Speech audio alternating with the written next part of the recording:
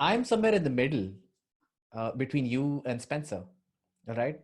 My take is we are at the beginning of a massive period of uncertainty and change, but I actually have higher hopes from how this might turn out.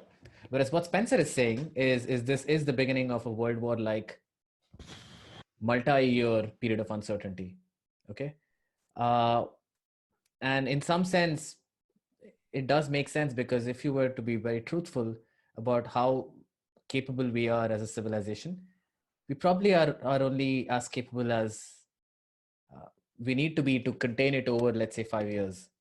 Okay. It's going to take us 4 5 years to come out of this entirely. Uh, yeah. Whereas I think you are on the more optimistic side of things where. Yes, I guess I've got a diverse viewpoint. Like I'm very aware of the catastrophic risks, and most of them have not been eliminated. And I just spent 120 hours last week working to push through what's I think is necessary to like start working directly with governors to solve state by state problems and get to like extinction timelines with the disease get below 1 or not, and tamp that down until the disease is extinct, while simultaneously in the local community spread, which is a kind of specific definition, but it's not like it's not super important to get specific on what that means. But we get to that, we build a bunch of infrastructure, which is going to be jobs for people, that allows us to get back to more normal daily life flow. So if you like, you know, a lot of people probably have seen plexiglass barriers at like checkouts. That's environmental tech. There's a lot more stuff that you add to that system, and it reduces spread without the need for lockdowns. And if you can build enough of it with enough competence and capacity and tamp down on disease spread enough, and like door handles, you coat them with a antiviral coating that kills the disease, and you also sanitize them regularly. You need to do both because it will linger for hours even with the coatings, right? But it'll significantly reduce spread. And then you have people wearing masks, and you have, you know, contact tracing, you have testing, you have temperature scanners, so that if you miss people with testing and everything, then you still catch them symptomatically. And then you add on the next layer and the next layer, and you quarantine people in micro quarantine. So it's kind of like contact trace quarantine. And then also look at risk vectors and see if you need to expand that quarantine to a more broad area because you don't have a good contact tracing methodology in place, or if you think that there's a risk that you miss some people. And then you sort of expand that, and then you work on it and you work on it. And with that, you can have like 80% back to normal, just throwing out a random percentage number. And it's sustainable. You can do that for a long time, and it won't collapse on itself like socially. Got it. And then ideally we beat the disease. But if we don't beat the disease, we have a backup plan that keeps us going and gives us time to get the vaccine, gives us time to get to deeper treatments, gives us time to figure out what we're actually doing. And that's kind of my perspective. Got it. So I see what you're saying. What you're saying is, look, we have people who are administrators, people outside of the governments like us, who are trying to figure out how to localize the problem, put in effective protocols in place so that we're able to manage it up until the point where we can be more confident on how much risk this presents to life.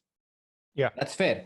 Where I'm coming at it from is that during this period of great uncertainty, okay, and I just want to preface that with recognize that even places where the level of preparedness might seem to be much higher than the US, there is a huge amount of variance in how administrations are dealing with it. But even administrations that are dealing with it very effectively, like Singapore or certain states in India, we see a resurgence in cases, that comes from freak events. Okay, the nonlinear nature of spread is quite high. Okay, all Yes, I'm saying super is spreader events.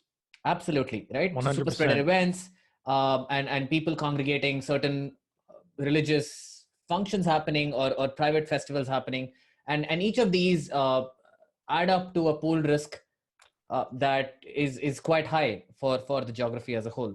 What I'm saying with this is, despite strong administration, managing a chaotic system is very hard, which means the uncertainty that we're currently in is going to last for a while.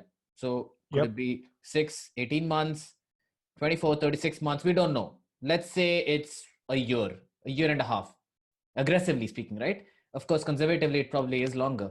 But there is a period of uncertainty. And when there is a period of uncertainty, you have to recognize that consumption has already fallen drastically across the board. Consumer spend, as well as the spend that businesses were otherwise making.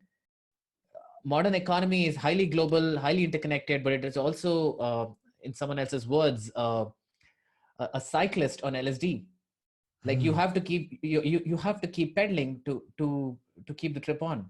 And if you're not constantly growing, then the thousands of businesses or millions of businesses that have arisen because of the inefficiencies in the global network, that's the global economy, those businesses start getting squeezed out. And when they start getting squeezed out and consumption falls across the board, uh, we are we are in unprecedented territory. We have never Yes. seen this before. The earlier times we saw this, we also had wars going on. We had a climate of global, I would say, political upheaval, as well as revolutions in many countries. So we were at a place where, during the Great Depression, uh, we were thinking actively about reshaping society and creating a new world. We are nowhere close to that kind of a conversation today. If this uncertainty is gonna last for a while, we better bring people together fast who can think hard about how do you shape a world out of this one, because we the world we will end up in shortly, or even already, uh, is going to be nowhere close to the world we are used to. Yeah. I've been using near normal for all my terminology because there is no new normal. There is no Um, new normal. Absolutely, we can define the new normal. That's the beauty of it. We can yes. find ways of inspiring people to seek to set the new standard. Actually, we should call it the new Yes. standard. The new I kind of like that. I think we'll want to play with the terminology a bit, but I like the idea of just like we need a new way of being going forward as humans on Earth. Absolutely. 100% agreed. And this is what I was doing before the virus, was working on what this new way of being would look like. So I've got materials. My brain is not tooled for that kind of thinking right now. I'm 100% coronavirus all the time, but when I can feel like I can take a breather and start shifting gears a little bit, then yeah, there's a lot of interesting, really healthy, really like just fascinating conversations we can go down on that topic. And I'm 100% there for it as soon as I'm not working 120-hour weeks fighting the virus to hopefully save humanity from itself. Like that's the goal here.